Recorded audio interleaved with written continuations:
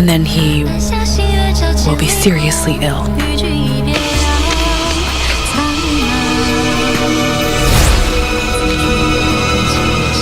Kill this man.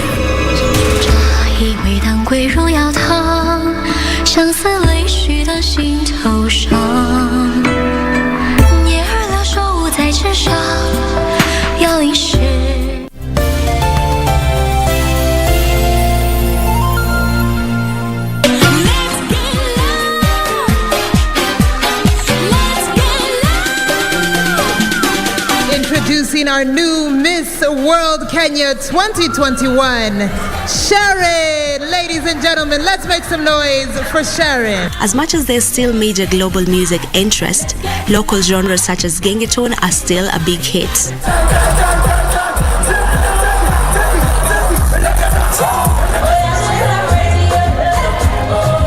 She has been breaking and setting new records as far as her music career is concerned. Wambiru the storyteller was next. Yani mapenzi wewe. Now Juliani went to record a statement at the police station after receiving threats from a number that called him and then later texted him threatening that he was going to kill him.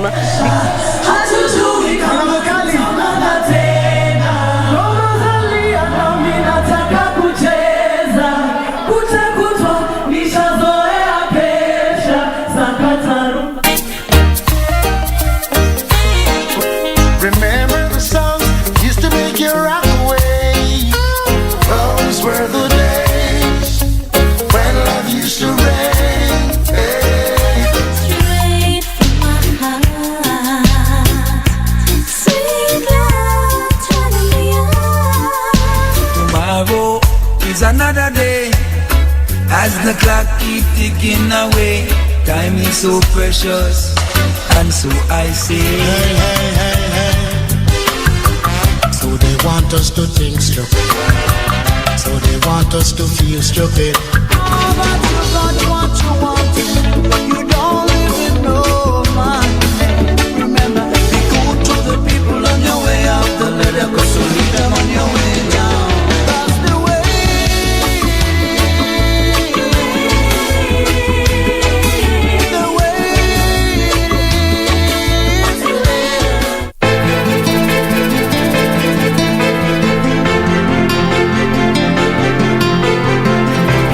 Hii nyumba siku hizi haina amani, haina upendo, yani haina mwelekeo wote. Mimi sizishi hapa. Unahitaji subira mara 10 zaidi ninavyohitaji subira kutoka kwako. Kwenda uchukue suitcase ngapi? 3. Maana haya humu ndani haishi leo. Kama ni mambo yako ya kigangaganga, mimi sitafanya. Sijaelelewa kigangaganga mimi. Na akija kikataa maagizo itakuwaje? Akatae. Hawezi kukataa maagizo. Sisi tutamlea kufuatana na desturi zetu na ndivyo tunavyotaka kumlea.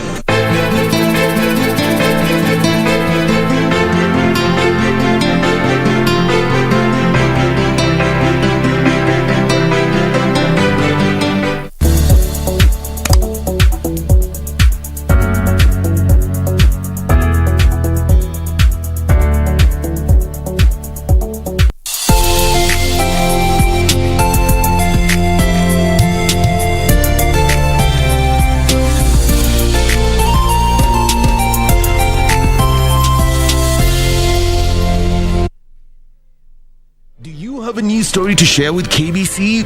Get in touch swiftly on email newsroom@kbc.co.ke, call 0723-892-654 or 0734-780-124.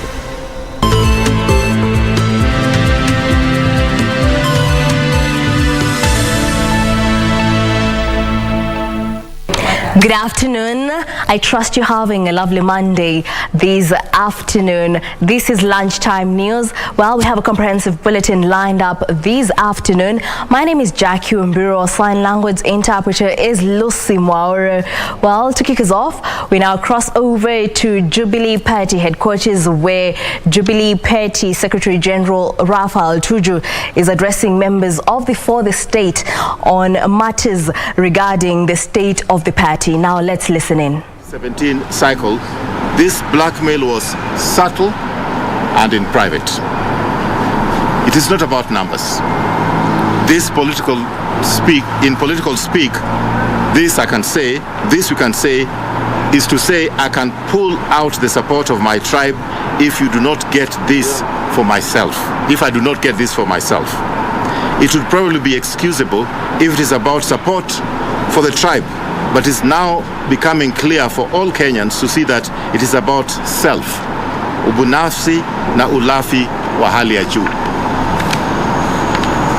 Unfortunately, for the so-called UDA, political blackmail stock options have a battery life and have a shelf life.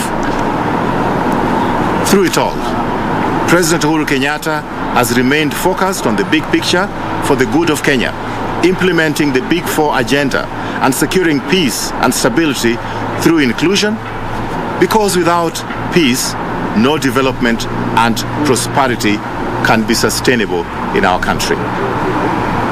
We believe that our president has been very tolerant and has accommodated his past behavior and demands as a statesman whose mission is to make Kenya viable by uniting our country. The president continues to focus on the big picture, and we congratulate him for that. We believe that our president has been very tolerant indeed. The blackmail stock options expiry date was immediately after the 2017 elections. The battery died after the handshake because the numbers game and the blackmail of withdrawal of tribal numbers lost political potency at that time. This is the truth that all Kenyans should know. Not only can the DP no longer blackmail Kenyans, the people of Kenya will not accept to be blackmailed. In this latest saga on his security detail, would like to congratulate our deputy party leader William Ruto for his honesty to admit that he himself is a very rich hustler. Mgala muue lakini haki yake mpe, as the Swahili people would say. It was an admirable display of optics and demeanor of humility before his real self and ego came back as he launched a scathing social media attack executed by his foul-mouthed political mouthpieces and bloggers, with most of the vitriol directed at the person and family of the founding father of our nation, Mzee Jomo Kenyatta, who is not here to defend himself. As a party, we are sending the Deputy President William Ruto a public message that we will not countenance his venturing into crossing this line of referring to the family of the president, the late President Mzee Jomo Kenyatta. He must call his goons to order. We continue to resist a lot of provocation luring us to go into the slimy and smelly social pigsty that some of his people occupy. But we have the truth on our side, and Kenyans will be made to know the truth. By his own account, the Deputy President is on video record when he told Kenyans that he was worth 100 million Kenya shillings sometime in the year 2015. In the intervening 7 years, he has worked very hard in his businesses, and now, therefore, he has assets like choppers, hotels, and land worth billions of shillings. We would like to congratulate His Excellency Dr. William Ruto for being able to make such amazing strides in business, even as he was studying for his PhD, concurrently with running a multi-billion shilling empire and carrying the heavy burden of working as number 2 in command and being involved in presidential campaigns on his Sundays, still sparing time to do harambes from his hard-earned sweat money. From our records, he has been more generous than Safaricom and some other blue-chip companies. Maybe for such major feat, he expects us to lie prostrate in awe at the great deputy leader in admiration for such prowess, the chosen one. But as our leader, we would like to make the following requests that we consider to be legitimate, stemming from the proceedings in the last few days. One, while the exact average of what he said to own may still be debatable, he has accepted the ownership of at least 3,600 acres.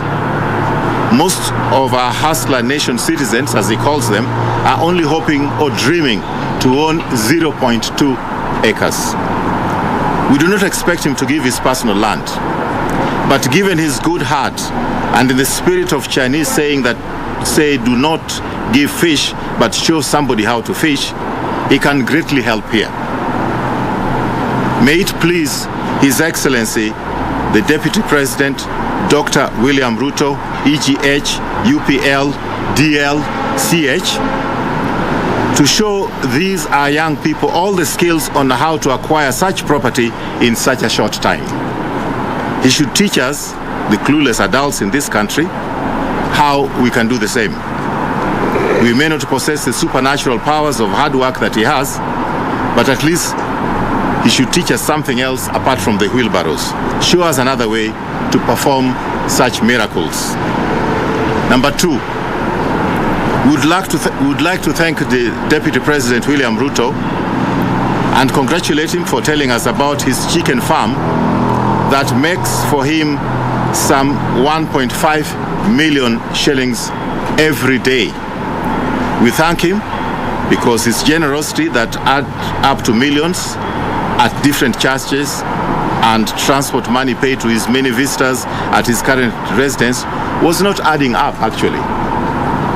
People of goodwill may even have thought of making a contribution. But with an income of 1.5 million shillings a day, our Deputy President is okay. The only thing left in his wonderful act of transparency is for him to show us the figures with respect to his very big payment to Kenya Revenue Authority. A great leader should lead from the front. We request that as a person who is also a good Bible-quoting born-again Christian, he will shame the devil and publicly give all Kenyans this information. Give unto Caesar what is Caesar's, and unto God what belongs to God. Mark 12:17. And then there's a small matter of Aurora Kimwarer saga.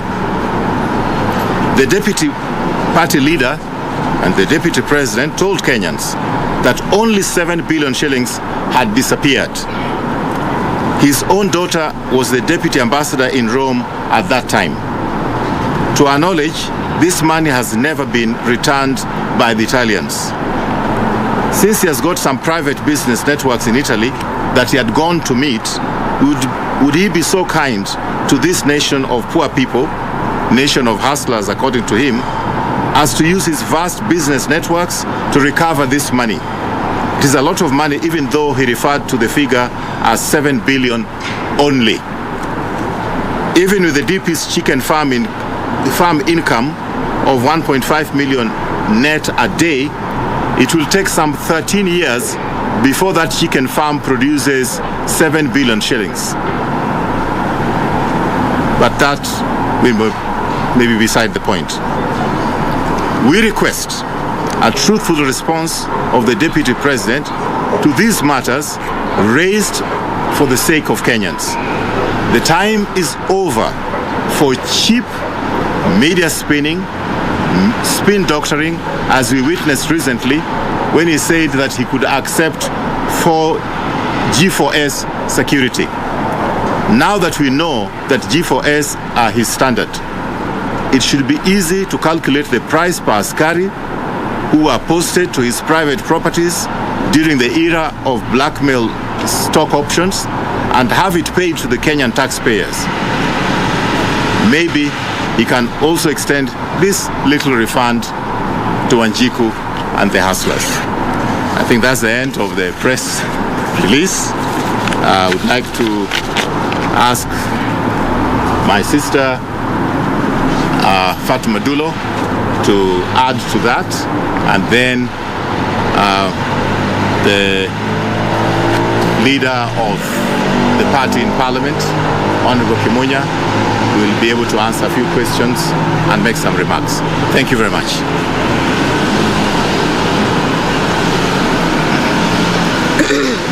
I think mine will be very brief.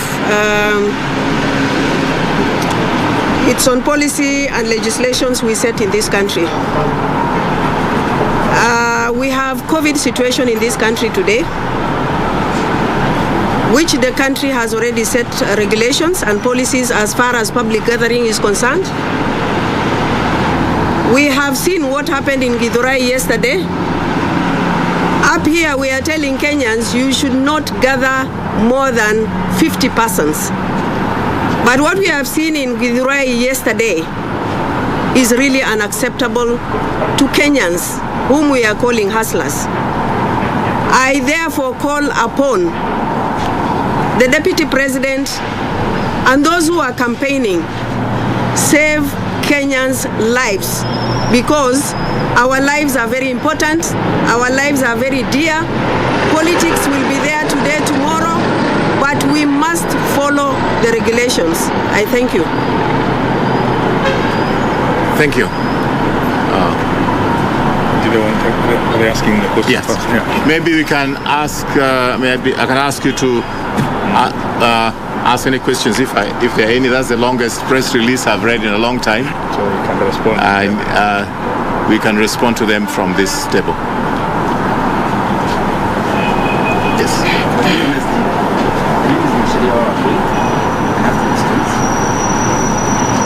First one is some members of the Jubilee Party will be left behind. Members who say that we sabotage the efforts to divide the party. Is the Jacky by-election issue. He decided that they are not going to put him on there. But after some time, that he decided to have something. The SG, so he put someone like Jacky, that is Mary. And the second question? The second question is the issue of the posting of police officers. Who is in charge? Married to first that he has to but who authorized the posting of the police officers? Fine. I think I can deal with the first one. The second one is not within my docket, so you should ask the person whose docket that is. In terms of posting or of having candidates in certain constituencies, including the one that you've referred to, it's never the decision of the Secretary General, it's the decision of the party. The Secretary General's responsibility is to communicate. That is the Jubilee Party deliberating on a number of issues. Some of the issues being deliberated has been calling on Kenyans to stay away from public gatherings in the wake of the COVID-19 pandemic. Well, we shall have a comprehensive bulletin later on in our subsequent bulletins. For now, we cross over to Mombasa County, where Mombasa health workers have downed their tools, decrying delayed 2-month salaries and non-remittance of statutory deductions. Now, the health workers union officials claim that a series of meetings with the county government of Mombasa have proved futile, leading to the industrial action. Now we join our reporter Michael Mondiga for an update of the same. Michael?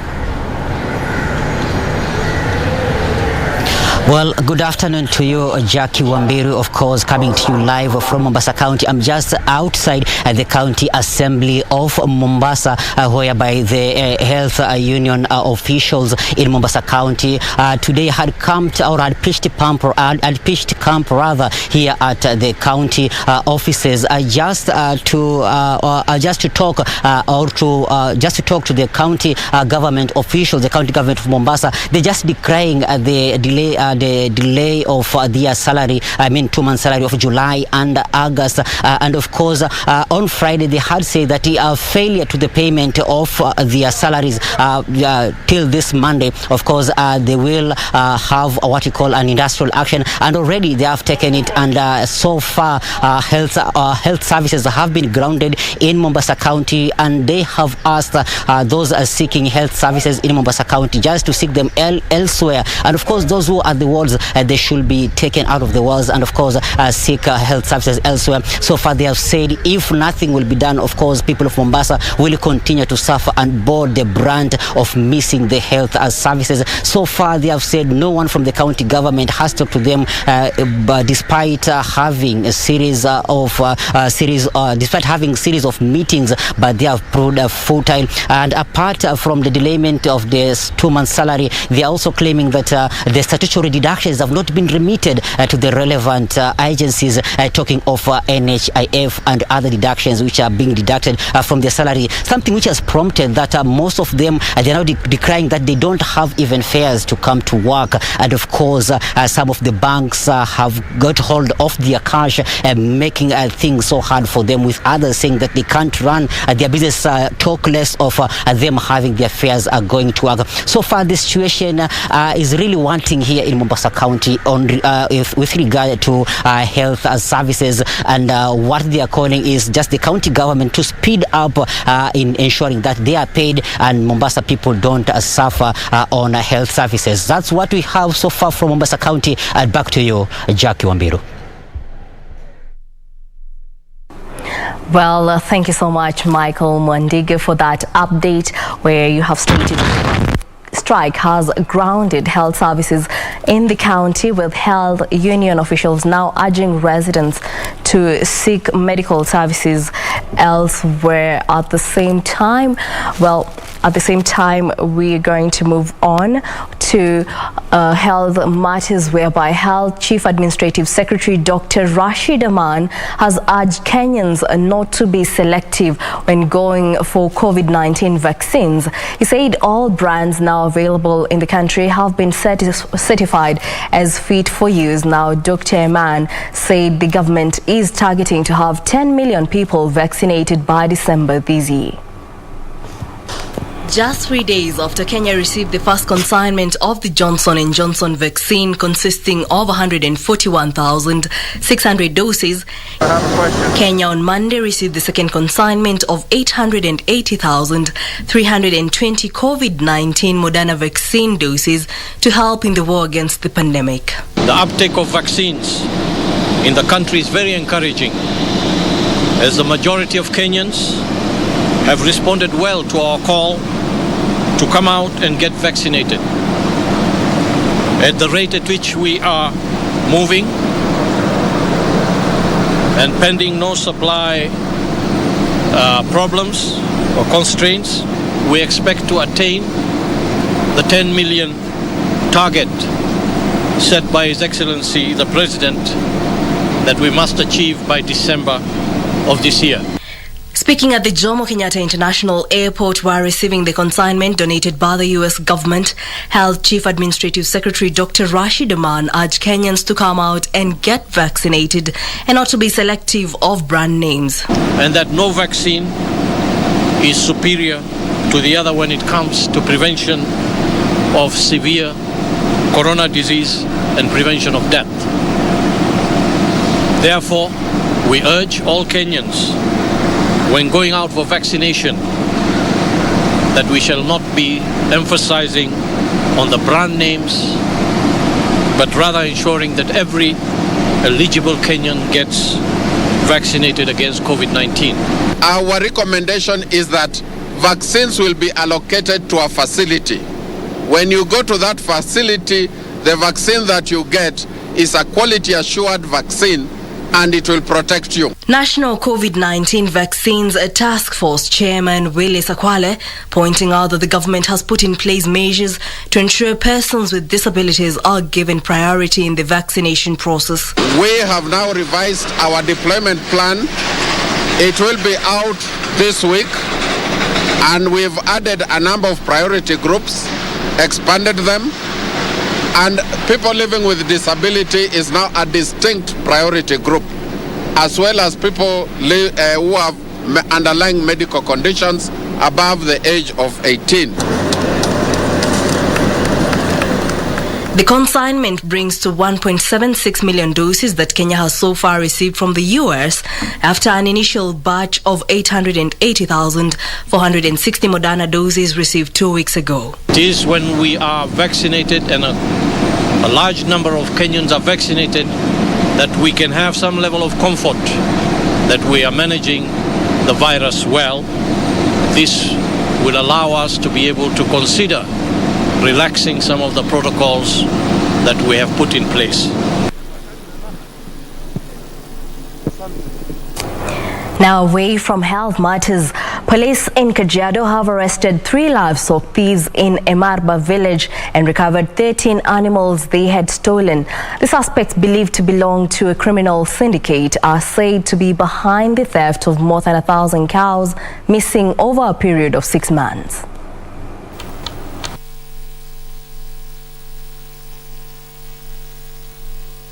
The suspects are said to be part of a gang that has caused sleepless nights to livestock farmers in the area. Victims claim their cattle are stolen at night and ferried to nearby markets for sale.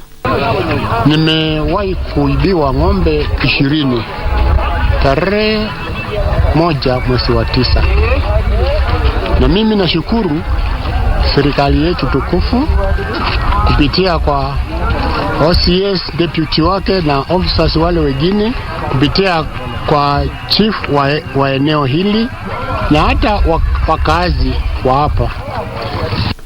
Police raided the suspects' homes and recovered 13 cows. Local administrators say they have put up a raft of measures to curb livestock theft within the region.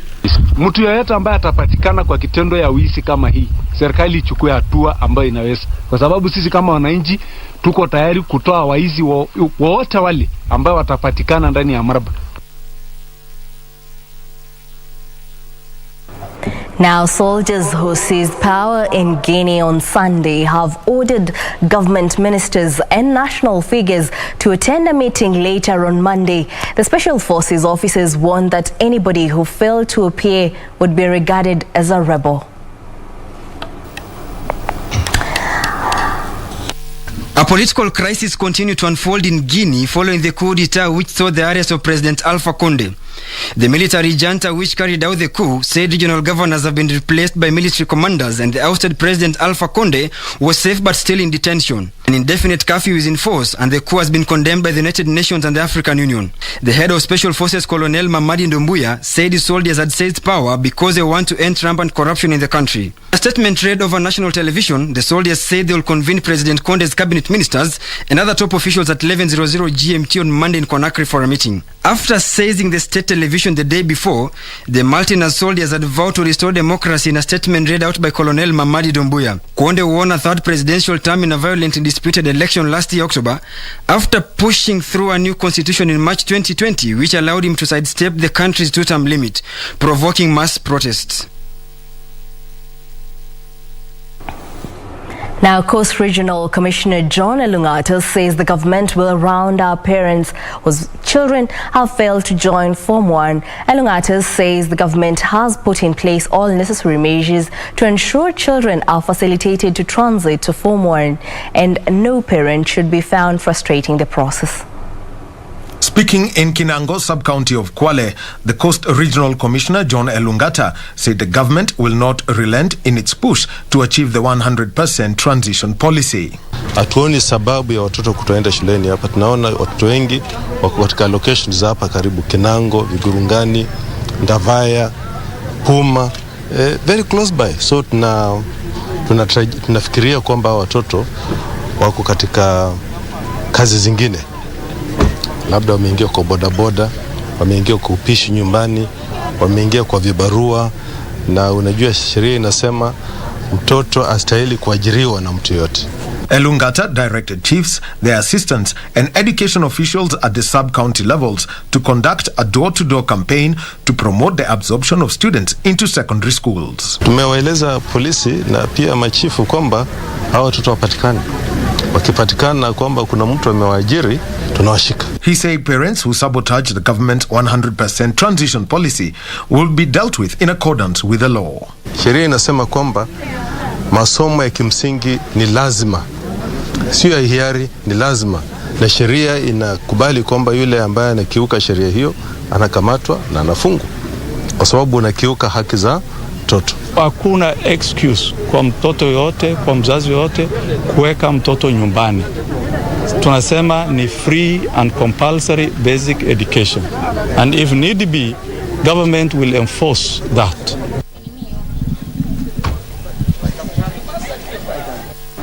Away from matters education, family and relatives of 28-year-old Doris Nyaboke, who met her untimely death in Kihara, Kiambu County last week when a 5-story building collapsed, are calling upon well-wishers to support them foot burial expenses for their daughter.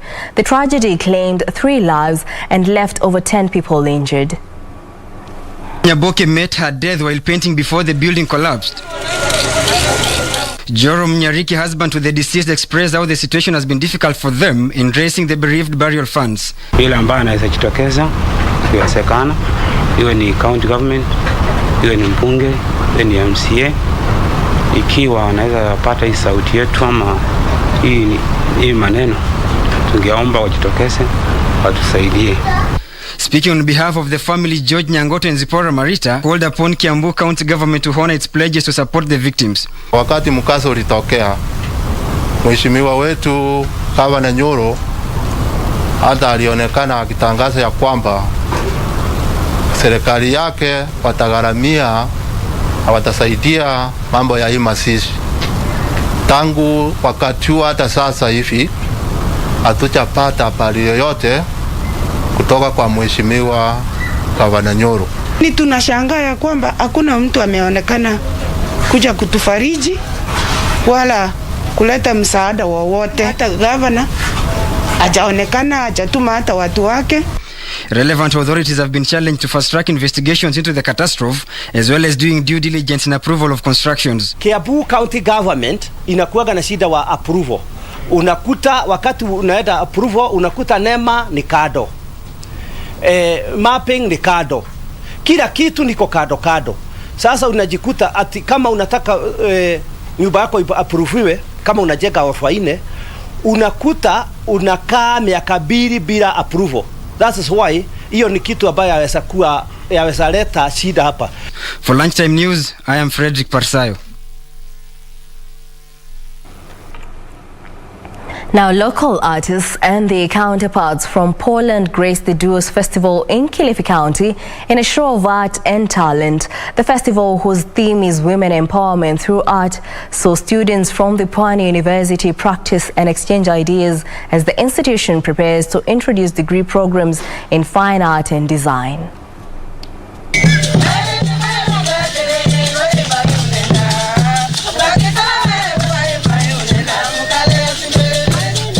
It was a pomp and color in Kilifi town as local artists and international artists from Poland graced the Duos Festival.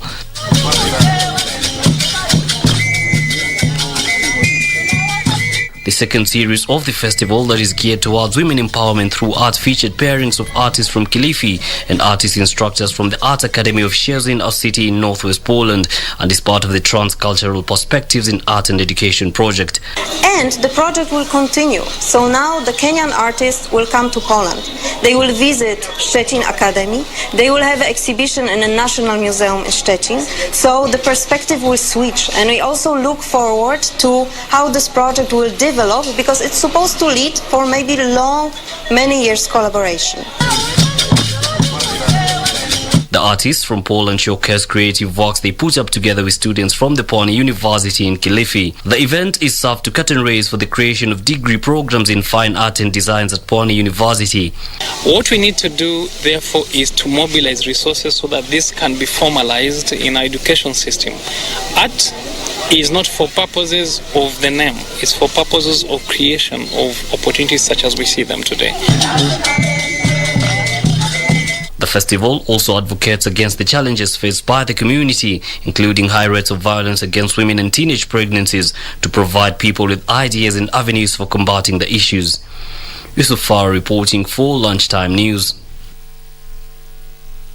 Still on matters related to the pandemic, Baringo County leaders are attributing the low COVID-19 vaccine uptake to myths surrounding the exercise. Speaking during a church service in Eldama Ravine, the leaders appealed to the residents to disengage from such beliefs that would put them at risk of contracting the virus.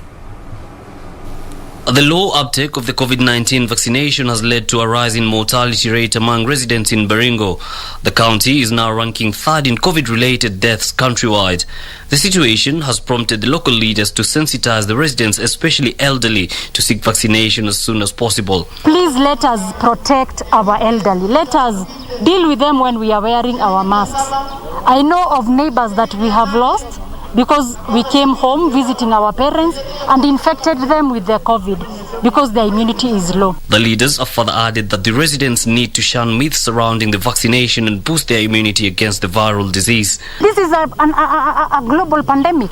Why are we arguing with scientists? Why are we arguing with the people who have done research on this? The situation has led to bodies having to be referred to neighboring counties owing to the fact that the county morgue is filling up to capacity. Yusufar reporting for Lunchtime News. A group of youth in Nairobi's Korogosho slum has teamed up to distribute basic necessities to needy children in the area. Under the Matach Foundation, the youth are conducting outreach programs with the aim of uplifting the lives of all children currently residing in orphanages and centers in the informal settlement. Absalom Odhiambo says it takes courage and goodwill to give back to the society. Absalom runs the Matach Foundation, which supports vulnerable groups in informal settlements. Leo tumekuja hapa Children's Home kutoa kitu kidogo kwa watoto. Ni changamoto sana kwa slums watu wengi kupata chakula na kupata vitu ambaye wanaweza jihudumu nayo. Sheriff Anthony grew up in foster care. He says he established this center to give back to the society. Mama Elizabeth ambaye alikuwa ni a very kind person akatuchukua na ndio ametulea mimi na mabro zangu watatu kwa sababu tuko 4 in total na we don't take it for granted whenever we have visitors kwa sababu hii home imetoka mbali. Najua watu wengi wenye wameiona wameona mali imetoka. The youth are calling for magnanimity among Kenyans to help uplift the lives of all downtrodden children. Ningependa tu kuomba wale wafadhili ambao wako na donors wengi mkuja msaidie Korokocho ni slums ambayo watu wajiwezi. So nimeshukuru sana wale watu wamekuja hapa kunisupport. Odhiambo says many slum dwellers are in need of relief assistance. Meanwhile, a 65-year-old woman has been arrested and placed in custody at Kafati police station in Muranga on allegations of killing her 99-year-old husband in cold blood. The heinous act that happened at Kagumoine village in Gaishanjiro ward is said to have ensued after a disagreement over food, resulting in the granny slitting her husband's throat using a panga. The family of Margaret Wambiru, who is now a murder suspect, says the mother of 10 has been having marital challenges with her 99-year-old husband. Her daughter, Betty Mombi, alleged that their mother also killed 5 of her children through strangling. So after father kumwambia atulia, asubuhi sana kupiga kelele na kutusiana, ndio akatulia. Yes, alitulia, lakini sasa venye alirudi kwa kitchen, mimi nilikuwa na prepare breakfast. Akaacha kurudi kitchen, ndio akachukua panga akaanza kumkatakata kichwa. More details reveal that the granny has been denying her husband food, an issue that the daughter took it upon herself to feed her elderly father. The murder suspect is said to have been in and out of her matrimonial home in the last 5 years. Nikiuliza sana, afadhali anyongwe ama afungwe maisha. Serafina Nyambura, the deceased's daughter, says their mother's decision to stop them from feeding their old father has been a major source of dispute in the family. She says police failed to take any action. Huku kumekuwa kubaya sana, hata kuna wakati alikuwa ameuma mama yangu. Ile wakati amerudi huku kuna kuanga kubaya sana, lakini ile wakati hayuko huku kuna kuanga kusuri sana. Mimi ningesema afungwe kabisa. The area MCA Moses Murigi condemned the murder, calling upon the local administration to be proactive in solving such disputes. Na tunataka serikali ichukue jukumu na iangalia hii maneno, sababu hii maneno inafanyika katika boma tofauti nchini Kenya. Tuko na shida kama hii ya familia. Unapata ya kwamba watu wanauana tu bure na sio kitu mzuri. Ati mzee kama huyu anaweza kufa sababu ya chakula. The body of the deceased was taken to General Cargo Mortuary in Thika awaiting postmortem. Beatrice Gatonyingetich, Lunchtime News. In other news, youth in the country have been urged to venture into self-employment rather than wait for white-collar jobs. Speaking during a career forum for students at Chuka University in Tharaka Nithi County, government spokesman Colonel Cyrus Aguda observed that the government has put in place proper mechanisms to create job opportunities for the youth. The government spokesman stated that funds meant for youth development has not been fully utilized and were lying idle in financial institutions. Colonel Oguna attributed this fact to the rising idleness among youth in the country. There is so much money. Sometimes this money goes back to the national treasury because nobody has come forward to take it. So we challenge, ladies and gentlemen, to step out and go and take this money because it is yours. Chuka University Vice Chancellor Professor Erastus Njoka urged students to deploy the knowledge acquired in school to better their lives and those of communities around them. We expect all our students to do well because they have been taught properly. They are people of integrity, and we know they will serve this nation in a great way. George Mbogo, the youth coordinator for the Eastern region, asked the youth to apply for funds from the development kitties, such as Youth Enterprise Development Fund and the Uwezo Fund, to enable them to begin income-generating enterprises to further attain economic progress. For those who want money to start or expand their business, Eco Youth Enterprise Development Fund. I think currently they are starting with 100,000 shillings, but you move on. Yusuf Hilo, Lunchtime News.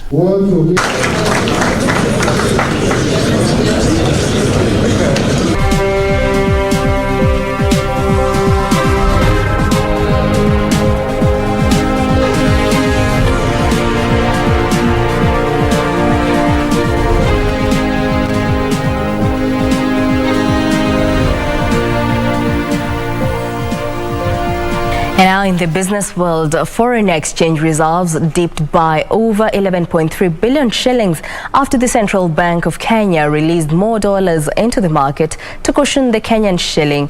The banking regulator has, however, not given reasons for the huge drop, but says reserves remain adequate and are within the statutory import cover of at least 4 months.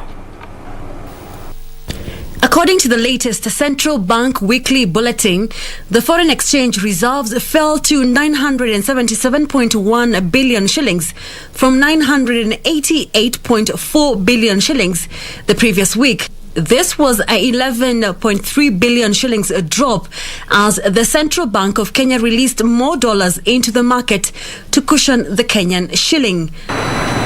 The bank regulator did not give reasons for the huge drop but says the usable foreign exchange reserves remain adequate at 8.883 million USD, which is 5.43 months of import cover and meets the CBK's statutory requirement to endeavor to maintain at least 4 months of import cover and the EAC region's convergence criteria of 4.5 months of import cover. The releasing of the dollars into the market, however, did not bring down the depreciating wave as the Kenyan shilling is today trading at 109.9 against the dollar. Last week, the local currency was exchanged at 110.09 units against the greenback, hitting a 7-month low due to depressed inflows from tourism and tea amid a recovering economy. The Central Bank of Kenya, however, says the Kenya shilling has remained stable against major international and regional currencies during the week ending September 2nd. Caroline Jenga for Lunchtime News. The Kenya National Chamber of Commerce and Industry has rolled out a training program targeting SMEs in Turkana County in efforts to grow business and the economy of the area. The Chamber's Turkana chapter chairman says even though the refugee community presents a huge market, it is yet to be fully tapped for business.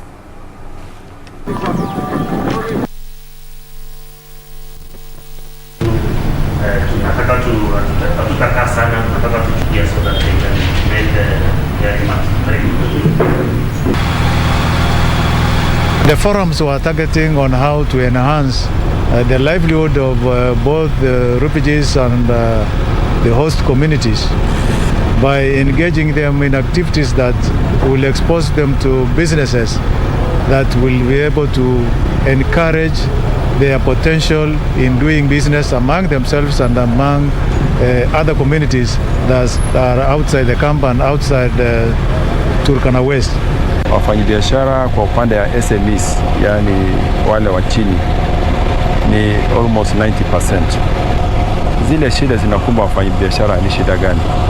Ni mkutano wa kwanza na tutakuwa na mikutano zingine ambazo zitakuja na zitaenda kulingana na sekta. Kama ni sekta ya barabara ya magari, kama ni sekta ya tuseme ya bodaboda, kama ni sekta ya mahoteli au sekta ile nyingine yote tuseme hata ya wholesale na retail, yote tutawashirikisha kwenye hizo mikutano ili tujue shida na changamoto ambayo inawakumba ni gani. Refugees are allowed or permitted to engage into economic activities, and it's important because it lessens dependence on donor support and it also gives them capacity for resilience and self-reliance. In other news, the central banks of Republic of South Africa, Singapore, Malaysia and Australia to begin the trial of using central bank currencies in cross-border payment. The trial is being led by the Bank for International Settlements Innovation Hub to determine whether this can ease and make the transactions cheaper. Now more in our Africa Business Roundup. A joint statement from the banks says that the current project targets to develop shared platforms for cross-border transactions using multiple CBDCs. These are digital forms of existing currencies that have blockchain at their core, eliminating the need for intermediaries and reducing the time and cost of transactions. In order to achieve the desired outcome, the project will explore various technical, governance and operating designs and will publish its results in early 2022. Meanwhile, the United Arab Emirates plans to deepen its trade ties in fast-growing economies in Asia and Africa and draw $150 billion in foreign investment from mainly older partners to reposition itself as a global hub for business and finance. The UAE has been facing growing regional competition from Saudi Arabia and plans to work on comprehensive economic agreements with countries showing high potential for growth. It's also easing visa restrictions to try to attract foreign talent. It will also expand economic ties with Britain, India and Israel, where the Gulf state normalized ties a year ago. The UAE's foreign policy will serve the country's economic interests going forward. Finally, financial services giant Zimbabwe's CBZ Holdings Limited has sent dozens of workers home after completing an extensive review of its business model. Complex negotiations will kick off between CBZ and the Zimbabwe Banks and Allied Workers Union this week, which is pressing for a package that takes into consideration volatilities around the country's free-falling currency. CBZ's job cuts, which saw affected workers being asked to go on unpaid leave on September 1st, follows a massive shift in the way companies operate since the COVID-19 outbreak last year, which gave traction to a revolution being underpinned by tech-based operations. Financial institutions should enhance funding to the country's food system to ensure Kenyans get access to quality food. Agriculture PS Professor Hamadi Boger says public-private partnership is key in increasing agricultural production. Africa spends an estimated 8.4 trillion shillings on the food import bill. The figure is expected to increase considerably due to disruption to the continent's food system that has seen 167 million people in need of food aid. Agricultural experts now say there is need for a collaborative leadership in the continent to ensure policies are drafted to attract more investment in the agriculture sector. Commercial banks have been encouraged to increase funding by providing seed capital for innovations in the agriculture value chain to modernize agriculture and make it more attractive to the youth. Policies geared towards fostering a public-private partnership in the food system are earmarked to help reduce the 6.8 trillion shillings agriculture funding gap. Potential investors have been urged to target financing rural agriculture as a long-term strategy to strengthen the agriculture value chain. Benson Rioba reporting for Lunchtime News. Now, Qualcomm Inc. says it will supply a key computing chip for the digital dashboard in a new Renault electric vehicle. The company says Renault Megane's A-Tech Electric will use its chip to power the vehicle's infotainment system using software from Alphabet Inc. Google, Qualcomm's longtime partner in the Android phone market. Here are the details of these and others from across the globe. Qualcomm, the world's biggest supplier of key semiconductors in mobile phones, has been expanding into vehicles with chips that can power dashboards and infotainment systems at the same time. The company earlier this year announced a deal with General Motors to use Qualcomm chips. The Megane E-Tech Electric, which is expected to be unveiled at this month's IAA Mobility 2021 Automotive Trade Show in Munich, is expected to go on sale next year. Meanwhile, Texas is one of 2 locations in its state under consideration by Samsung Electronics for a $17 billion chip plant. Plans are underway to offer extensive property tax breaks if it is chosen by the South Korean tech giant. The city of Taylor is competing with Austin, also in the state of Texas, to land the plant, which is expected to create about 1,800 new jobs.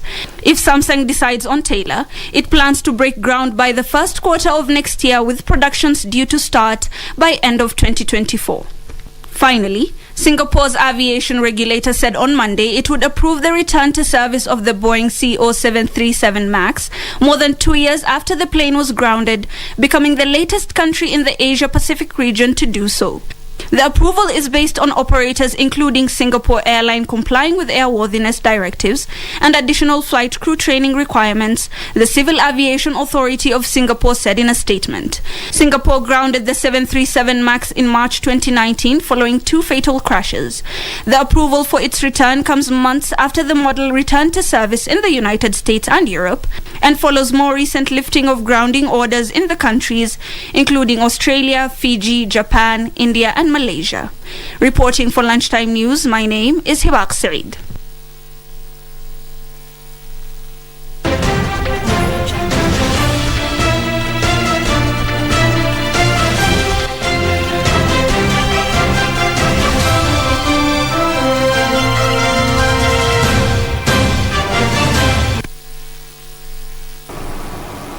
Now in the sports arena, 11-year-old junior golfer Wambiru carded an impressive round of 49 points to emerge the overall winner at the Limuru Country Club leg of the ongoing NCBA Golf Series. She becomes the series' 13th overall winner and books a slot together with the other top 4 finishers at the Limuru event to play at the grand finale, which will be held in December in Karen. She is now the second junior golfer to claim the overall winner's spot in the series, after 12-year-old Nathan Mwangi, who claimed the overall win at the Karen Country Club leg of the series. She finished the round 10 points clear of her nearest challenger, zero handicap Dennis Mara, who ended the day with 39 points to claim the winner's lot in the men's category ahead of handicap 15 Ken Anunda, who claimed the runners-up spot with 39 points.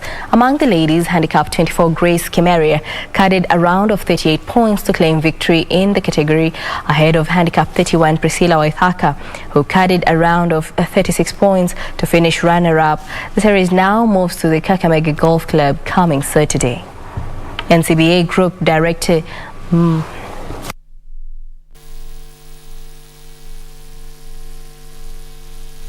You know, we had a junior win in Karen.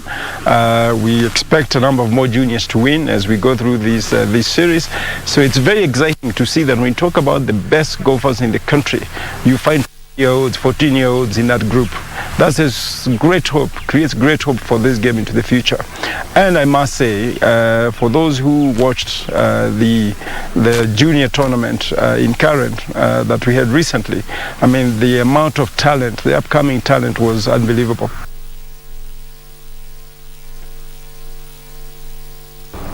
Now, Kenya national football team Harambee Stars jetted back from Kigali, Rwanda today ahead of the upcoming World Cup qualifier against Mali. Stars drew 0-0 against Uganda on Thursday before being held to a 1-1 draw against Rwanda's Amavubi and at the Kigali Stadium on Saturday. Stars will now travel to Bamako next month to face Mali in their third Group E match at a venue yet to be announced before hosting them in the return leg days later. Harambee Stars World Cup qualification start hasn't been memorable so far, with Jacob Mulee coach side registering 2 draws in their first Group E matches. Stars played out to a barren draw against Uganda Cranes last week in Nairobi, before being held to a 1-1 draw against Rwanda in Kigali yesterday. Stars currently sit second in Group E standings with 2 points behind Mali. The match ended in a 1-1 scoreline by full time. With 2 games, 2 points, it's not so bad. I mean, we would have liked to have 4 points, but we did our best today, so we will still plan on how to face Mali because it's back-to-back. We go to Morocco, then they come back to Nairobi. And I think in Nairobi is another story altogether, but let us deal with the Mali game in Morocco first. Stars will now focus on October's qualifiers, a 2-legged fixture against Mali, before return matches against Uganda and Rwanda.